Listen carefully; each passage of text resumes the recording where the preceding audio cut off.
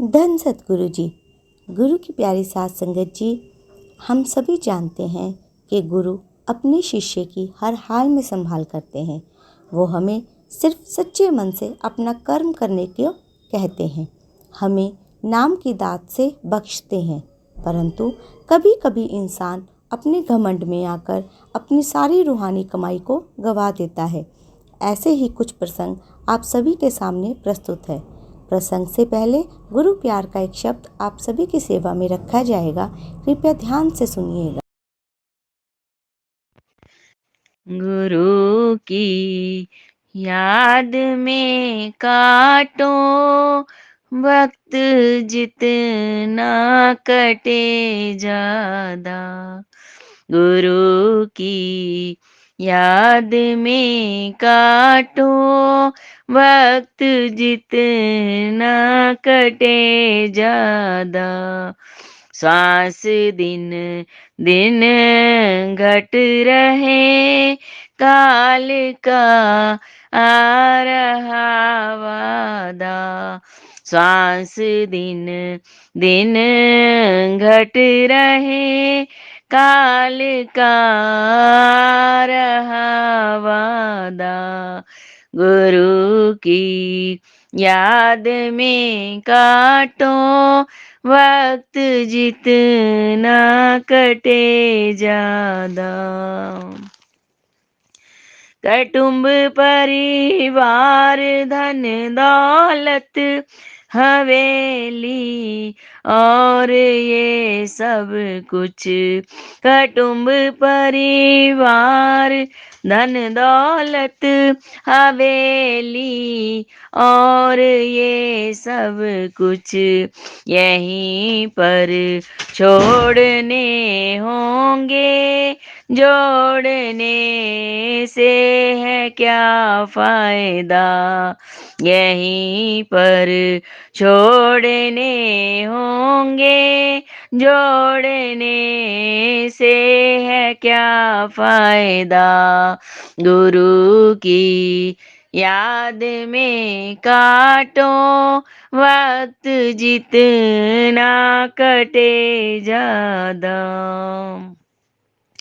है तेरी जान के दुश्मन जिन्हें अपना समझता है तेरी जान के दुश्मन जिन्हें अपना समझता है।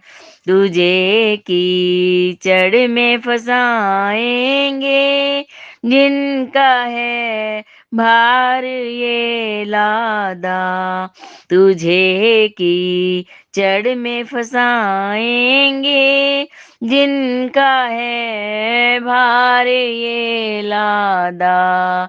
गुरु की याद में काटो वक्त जितना कटे ज्यादा। तो चल यहाँ आँख से ऊपर गर अपनी जान पे है रहम। तू चल यहाँ आँख से ऊपर गर अपनी जान पे है रहम। वही है सतगुरु से मिलना मिले ठाकर कृपाल बाबा। वहीं पर सतगुरु से मिलना वहीं मिले ठाकर कृपाल बाबा। गुरु की याद में काटो वक्त जितना कटे ज्यादा। नशा रूहानियत काले श्री सतगुरु जी प्यारे से। नशा रूहानियत काले श्री ठाकर जी प्यारे से, ये नशा कभी नहीं उतरे, जो गुरु को प्रेम से गाया। ये नशा कभी नहीं उतरे, जो गुरु को प्रेम से गाया। गुरु की याद में काटो वक्त, जितना कटे ज्यादा।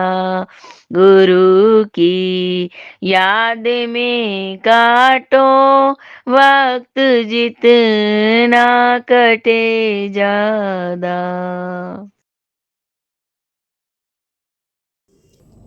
एक वक्त की बात है, महाराज बाबा जैमल सिंह जी के वक्त का जिक्र है।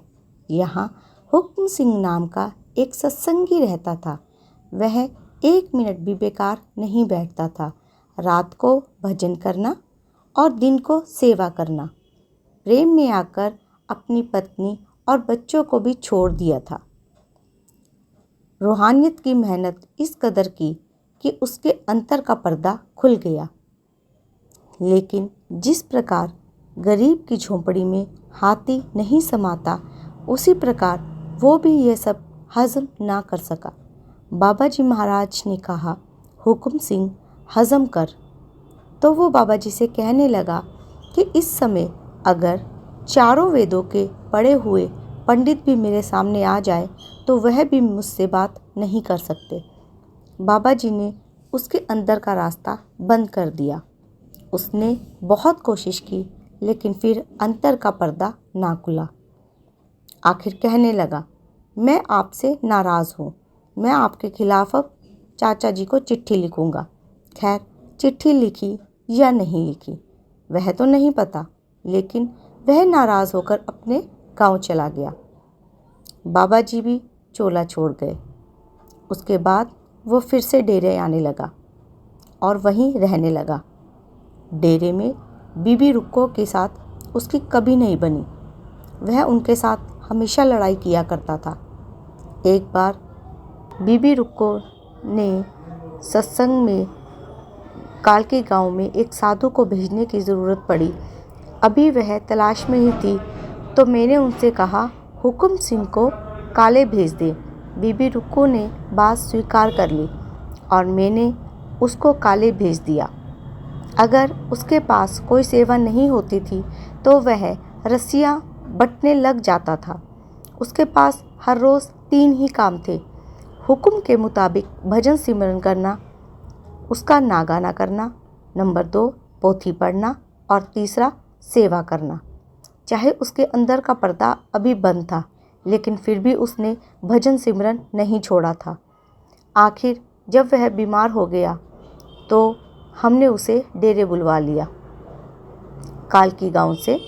जब उसे कालकी गांव से डेरे बुलाया गया तब हमें यह पता चला कि अब उसे परम धाम को जाना था। उन्हीं दिनों बीबी रक्की की सूरत शब्द में लगी हुई थी।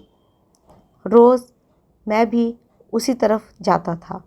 मेरा ख्याल था कि बीबी रुक्को की तरफ से हुक्म सिंह को खबर लेने के लिए जाऊं। मैं बीबी रुक्को को लेकर उधर जाने ही वाला था कि उधर से हुक्म सिंह आ गया। मैंने उससे कहा कि मैं तुम्हारी ही तरफ आ रहा था। वह बोला, मैं एक मांग मांगने आया हूँ। मैंने कहा कि कहो। उसने कहा कि मुझे अपने चरणों में माथा टेक लेने दो। मैंने कहा कि मैं माथा टेकना पसंद नहीं करता। इस पर उसने कहा, अगर यह आपका शरीर बाबा जैमल सिंह जी का है तो मुझे माथा टेक लेने दो, नहीं तो मैं नहीं टेकता। अब कोई शिष्य प्रेमी क्या कह सकता था कि मेरा शरीर सतगुरु का नहीं है। जब एक शिष्य सतगुरु को अपना संपूर्ण स्वरूप सौंप देता है तो ये हमारा शरीर भी हमारा ना होकर सतगुरु का हो जाता है। तो जब एक शिष्य दूसरे शिष्य से कहता है कि आपका शरीर सतगुरु का है तो मुझे उसमें माथा टेक लेने दो, तो दूसरा सतगुरु प्रेमी शिष्य और क्या कह सकता है। तो उसने मजबूरी में बाबा जी का ध्यान करके कहा कि ठीक है, टेक लो। जब उसने उनके चरणों में माथा टेका तो उसी वक्त कहने लगा, जो मेरी 16 वर्षों की कमाई बंद थी वह एकदम मुझे मिल गई और उसके अंदर का पर्दा भी खुल गया। दूसरा, वो कहने लगा कि अब मेरी संभाल हो गई है, मेरे सद्गुरु आ गए हैं। उसके बाद हुक्म सिंह को छोड़कर मैं आगरा चला गया। वहाँ से मेरे जाने के बाद वह सत्संगियों को कहता फिरता था कि आओ मैं तुम्हें एकदम 10वें द्वार ले चलूँ। सो कहने का भाव यही है साध संगत जी कि कमाई का अहंकार करके आदमी गिर जाता है, अंतर का रास्ता बंद हो जाता है। यह शिष्य की आजमाइश का वक्त है। उसको भजन सिमरन बंद नहीं करना चाहिए और ना ही अभाव लाना चाहिए। उसकी कमाई व्यर्थ नहीं जाती है। शरीर छोड़ने के वक्त पूरी संभाल होती है। कभी कभी हम अपने गुरु से नाराज़ हो जाते हैं। नाराज़ होने के हमारे अपने कारण होते हैं, लेकिन हम नादान हैं, दुनियादार से लिपटे हुए हैं। हमें ये नहीं पता कि हमें सद्गुरु ने वजह से भेजा है। हमारी कमाई करने का, हमें अपने सुरत शब्द को ध्यान में रखने का, अपनी कमाई करने का वक्त है और हम सद्गुरु से नाराज़ होकर अपनी सारी कमाई को व्यर्थ ही गवा देते हैं। इसी प्रकार का एक और प्रसंग आता है कि लखा सिंह अमृतसर में एक बहुत ही अच्छा सत्संग प्रेमी था। एक बार वह दक्षिण में नांदेड़ में गया। वहाँ उसको एक बूढ़ा आदमी मिल गया। दोनों को एक गुरुद्वारा में जाना था। चलते चलते रास्ते में एक जंगल आ गया। जंगल में शेर, बाघ और कई खूंखार जानवर थे। इधर शाम हो गई और वे सब रास्ता भूल गए। जिस तरफ जाएं जंगल ही जंगल नज़र आए। जहाँ जाएं उनमें से एक बूढ़ा आदमी रोने लगा कि अब क्या करें, आज कोई जंगली जानवर हमें ज़रूर खा जाएगा। लेकिन लखा सिंह की हालत कुछ और ही थी। वह चुपचाप भजन में बैठ गया। तब महाराज जी ने प्रकट होकर बताया कि यहाँ से 1.5 मील दाहिनी तरफ जाओ, वहाँ एक पगडंडी मिलेगी, उस पर चलते जाना।